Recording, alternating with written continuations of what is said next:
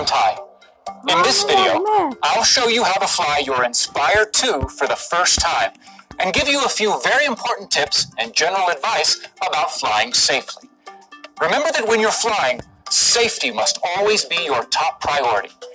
As an Inspire 2 pilot, it's your responsibility to be aware of your surroundings and do the necessary research to learn about local laws for flying no matter where you are. If you haven't already done so, please read the Quick Start Guide and the Flight section in the Inspire 2 user manual. Trust me, it's important that you understand some basics and fly off safely from the start. The best and safest places to unleash your new Inspire 2 are wide open spaces away from people, buildings, and official no-fly zones like airports, monuments, and tourist attractions. Before you start flying outdoors, ask yourself these questions. Is this space free of obstacles such as trees, power lines, buildings, or areas where there might be people or animals? Is the weather appropriate for flying? If the answers to these two questions are yes, then you're ready for takeoff. Flying is addictively fun. So remember that it's your responsibility as a pilot to maintain control of your Inspire 2 at all times, even if you're using intelligent functions like Active Track, Tap Fly, and Spotlight Pro. Always keep both of your hands on the remote controller in case you need to take action during flight. Maintain a line of sight with the Inspire 2 at all times, and be careful not to fly too far away or behind structures that will block your view. Monitor your altitude. Remember, as a drone pilot, you're now sharing airspace with full-sized commercial and other aircraft, so avoid flying over 400 feet or 120 meters above ground level. To fly the Inspire 2 safely, orientation and compass calibration are extremely important.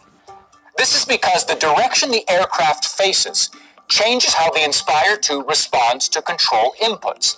So let's first familiarize ourselves with some basic flight maneuvers. The left stick controls altitude and yaw. Push the left stick up to go higher and pull it down to go down. Push the left stick left and right to rotate left and right. The right stick controls pitch and roll, which is essentially front-back, left-right movement. To fly forward, push the right stick up, and to go backward, just pull it down.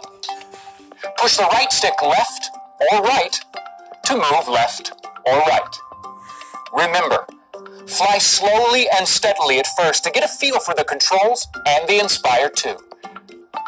Now that we've gone through a few basic essentials, it's time to get the Inspire 2 up in the air. Compass calibration is recommended before each flight. Always choose an open area to carry out the following procedures. After turning on the Inspire 2, tap the aircraft status bar in the DJI Go 4 app and select Calibrate. Then follow the on-screen instructions. Hold and rotate the Inspire 2 360 degrees horizontally in a counterclockwise direction. The aircraft status indicators should remain yellow while you do this. When they turn green, horizontal calibration is complete. Next, tilt the Inspire 2 vertically. Repeat the 360 degrees counterclockwise movement. The Inspire 2's indicators should flash green quickly to indicate successful calibration. If alternating red and yellow flashes occur, you might be standing near metallic objects that are interfering with calibration. Just move away and try again. Now you've completed compass calibration. Place the Inspire 2 on a flat surface and wait a few seconds for it to warm up. DJI Go's status bar will turn green and say, ready to go. Now you're ready to fly. If you find that the Inspire 2's gimbal isn't level, simply go into the main menu in DJI Go and select the gimbal icon in the bottom left of the screen and choose Auto Calibrate Gimbal and press OK. If that doesn't work, you can also do gimbal calibration manually by selecting Adjust Gimbal Roll in the same menu and then adjusting the level of the gimbal in the gimbal roll adjustment window. The Inspire 2 now comes with two frequency bands, 2.4 GHz or 5.8 GHz. 2.4 GHz is the standard wireless frequency band, and so therefore it can be affected by wireless signals such as Wi-Fi, 4G cell towers, and other types of interference common in urban areas. But 5.8 GHz offers you an alternative frequency band that increases your Inspire 2's transmission reliability. When switched on, the Inspire 2 will evaluate local signal levels, automatically choosing the transmission frequency with the lowest level of interference. However, should you need to, you can choose the frequency range manually. To do this, simply open up DJI Go 4 and in the main menu select HD. Now, in image transmission settings, under work frequency, select either 2.4 GHz or 5.8 GHz. There. Easy. Having the extra frequency band ensures a better connection for more reliable control and more stable video transmission, freeing you up to concentrate on the job at hand. One other thing. To get the best flying experience, remember to adjust the remote controller's antennas according to the frequency you select. When using 2.4 GHz, keep the antennas at 60 degrees like this. And when using 5.8 GHz, push the antennas up to 90 degrees so that they are standing upright, like this. We're ready for takeoff. Launching your Inspire 2 into the sky couldn't be easier. First, check the propellers for any scratches or damage, as these could unbalance your Inspire 2, making it less easy to fly. Next, switch the motors on by holding the control sticks down and toward the middle. The rotors will start to spin. Push the left stick up to start to ascend, or use the DJI Go app to take off by swiping your finger. When the Inspire 2 reaches a height of 1.2 meters above the ground, it will transform, automatically raising its intelligent landing gear. Once the Inspire 2 is at the height you want, release the left stick and it will hover in place.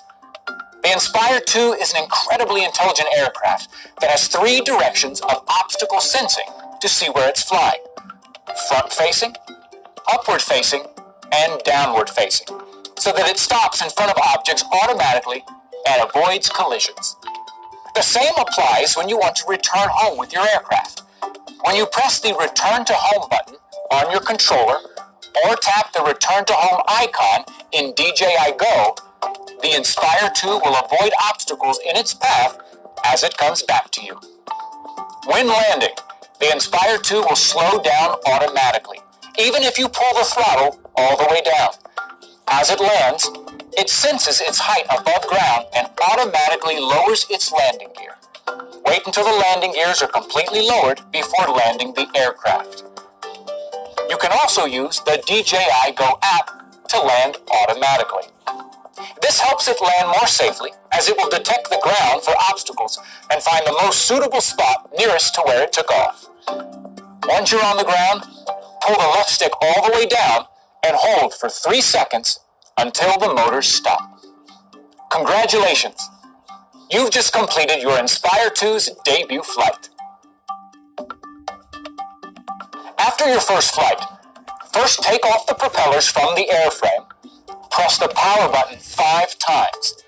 Then, remove the gimbal and the Inspire 2 will enter travel mode automatically and power itself off. With practice, you'll no doubt be more confident in the air with the Inspire 2.